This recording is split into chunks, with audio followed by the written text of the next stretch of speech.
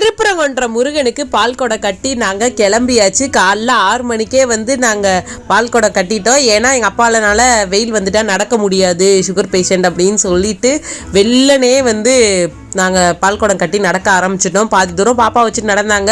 அப்புறம் நான் தூக்கிட்டு நடக்க முடியலன்னு சொல்லிட்டு எங்கிட்ட பாப்பா கொடுத்துட்டு வேகமாக முன்னாடி நடக்க ஆரம்பிச்சிட்டாங்க. எங்கள் அம்மா வரவில்லாம் நல்லா பிரசாதம் வாங்கி சாப்பிட்டுட்டு நல்லா ஜாலியாக நானும் அம்மா நடந்து வந்துட்டு இருந்தோம். அப்புறம் பாதி தூரத்துலேயே அம்மா ஆட்டோ ஏறி கோயில்கிட்ட போயிட்டாங்க. நானும் அப்பா கம்ப்ளீட்டாக நடந்து வந்தாச்சு.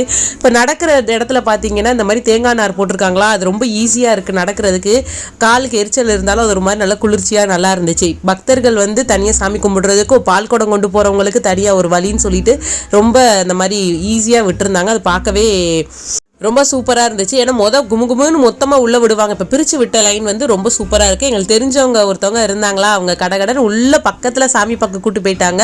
எங்களுக்கு அது ரொம்ப ஒரு மாதிரி மனசுக்கு திருப்தியாக இருந்துச்சு. பக்கத்தில் சாமி பார்த்தது அவ்வளோ ஒரு சந்தோஷமாக இருந்துச்சு. இத்தனை வருஷத்தில் இப்படி ஒரு தரிசனம் கிடைச்சதில்லை அப்படின்னு சொல்லிட்டு சூப்பராக சாமி பார்த்துட்டு முருகனை பயங்கரமாக வேண்டிட்டு வெளியில் வந்தாச்சு. பாப்பாவும் அம்மாவும் எங்களுக்காண்டி வெயிட் பண்ணிட்டு இருந்தாங்க.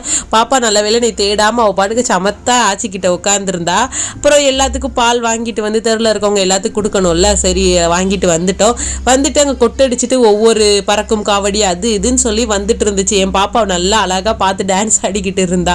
சரி, வைகாசி விசாகம் பால் குடம் நீங்க பார்த்துருக்கீங்களா? உங்களுக்கு முருகன் பிடிச்சா மறக்காம நம்ம சேனலை சப்ஸ்கிரைப் பண்ணிட்டு அப்படியே ஒரு லைக் பட்டனை தட்டி விட்டு போயிருங்க. பாய்.